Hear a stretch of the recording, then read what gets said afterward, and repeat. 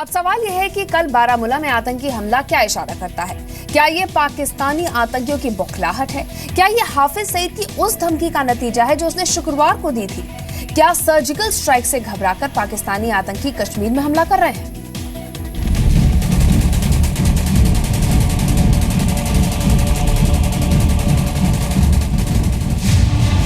बौखलाए आतंकियों का फिर दुस्साहस।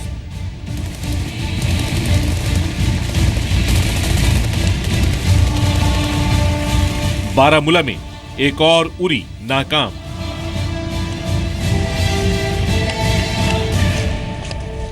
अब जनाब बारी इंशाअल्लाह पाकिस्तान की होगी और मोदी अब सर्जिकल स्ट्राइक होंगी इंशाअल्लाह, तो ये पता चलेगा कि सर्जिकल स्ट्राइक किसको कहते हैं। सुना आपने, इंडियन आर्मी के पैरा कमांडो के पीओके में आतंकी कैंपों पर सर्जिकल अटैक से परेशान पाकिस्तानी आतंकी हाफिज सईद कैसे बौखलाया हुआ था।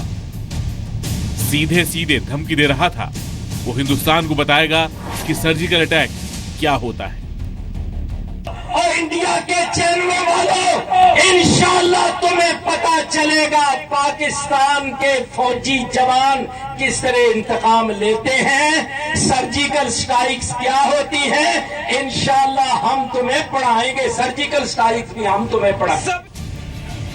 हाफिज की इस धमकी के 3 दिन के अंदर ही आतंकियों की फिदायन गुट ने कल जम्मू कश्मीर में बारामूला के 46वें राष्ट्रीय राइफल के कैंप पर हमला कर दिया। लेकिन आतंकवादी ये भूल गए कि चूक एक बार होती है, बार बार नहीं। पहले से अलर्ट सेना के जवानों ने इस बार ऐसा पलटवार किया कि 2 आतंकी फौरन मारे गए, जबकि 2 और आतंकियों के छिपे होने की आशंका है। एक और पाकिस्तान का आतंकी भारत से बदला लेने की धमकी दे रहा है, तो सर्जिकल अटैक के बाद पाकिस्तान की सरकार अपना चेहरा छुपाने की कोशिश कर रही है।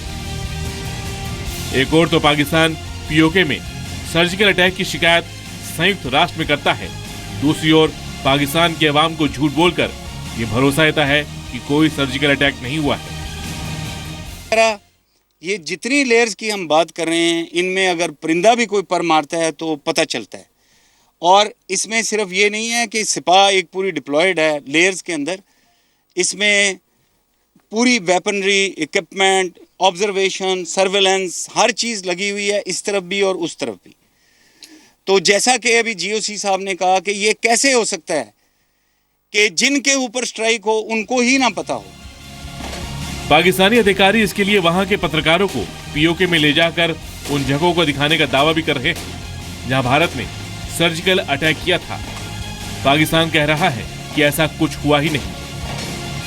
मैं आपको ये कहना चाहता हूँ कि आज मैं आपको इधर एलओसी पे लाया हूँ, आप कमांडर से मिले, इधर अभी ट्रुप्स भी हैं, आप इनसे भी मिलेंगे। उसके बाद मैं आपको दावत दूंगा कि आप वैली के अंदर जाएं और वहाँ पर आप जो लोकल आबादी है उन लोगों से मिलें, उनसे खुद पूछें, वो आपको बताएंगे। बिकॉज इस इलाके में किसी जानवर की भी मूवमेंट अननोटिस नहीं जा सकती। लोगों को उसका पता चलता है, एक वर्ड स्प्रेड होता है, फौरन एक बंदे से दूसरे बंदे, एक घर से दूसरे घर खबर जाती है। इतना ही नहीं, बौखलाहट पाकिस्तान ने पिछले 3 दिनों में कई बार सीज फायर का उल्लंघन किया है। हंदवाड़ा के नौगाम और अखनूर में पाकिस्तान ने तो भारी फायरिंग की, जिसका हिंदुस्तानी फौज ने जोरदार जवाब दिया। दरअसल उरी हमले और पीओके में सर्जिकल अटैक के बाद किसी देश ने पाकिस्तान का समर्थन नहीं किया है। पहले भारत ने सार्क में जाने से मना किया, फिर बांग्लादेश, अफगानिस्तान और भूटान ने सार्क सम्मेलन में हिस्सा लेने से इनकार कर दिया। इसे पाकिस्तान के लिए बड़े झटके के तौर पर देखा जा रहा है। हमारा जो फॉल्ट है वो बहुत ज्यादा है। देखिए, नेपाल को तो इसलिए लिखा है क्योंकि नेपाल जो है वो सार्क का चेयरमैन है, तो ऑफिशियली तो उन्हीं को इन्फॉर्म करना होता है उनको।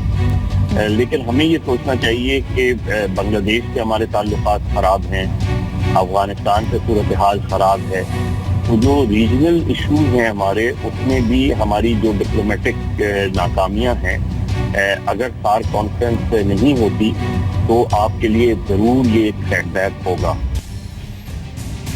इसके बाद रूस और अमेरिका ने पाकिस्तान को साफ साफ हिदायत दे दी, अपनी जमीन का इस्तेमाल आतंकवादियों के लिए ना करे।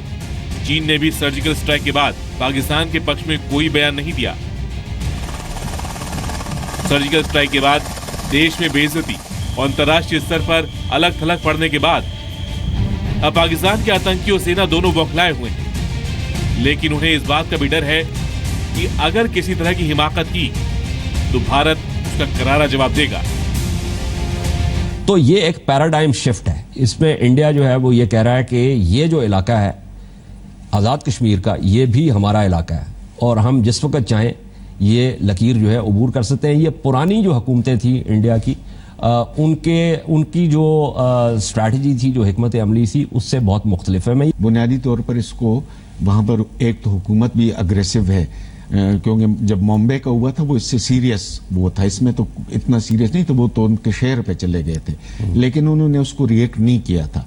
अभी इन्होंने नहीं, यहाँ पे तो पैराडाइम शिफ्ट कर रहा है ना मोदी। जो सारी बात हो रही है वो ये है कि 56 इंच की जो छाती है, जो कि इस्तारा है मैस्कुलिनिटी का, मर्दानगी का, वो तो बात अब ये हो रही है कि ये मसलन एक ने लिखा कि जी this is the first genuine right wing government in India, meaning कि जी हमारे पे कुछ होगा तो हम इसका जो है वो भरपूर जवाब। लेकिन इस बीच भारत सरकार ने पाकिस्तानी पलटवार से निपटने के लिए अपनी तैयारी तेज कर दी है।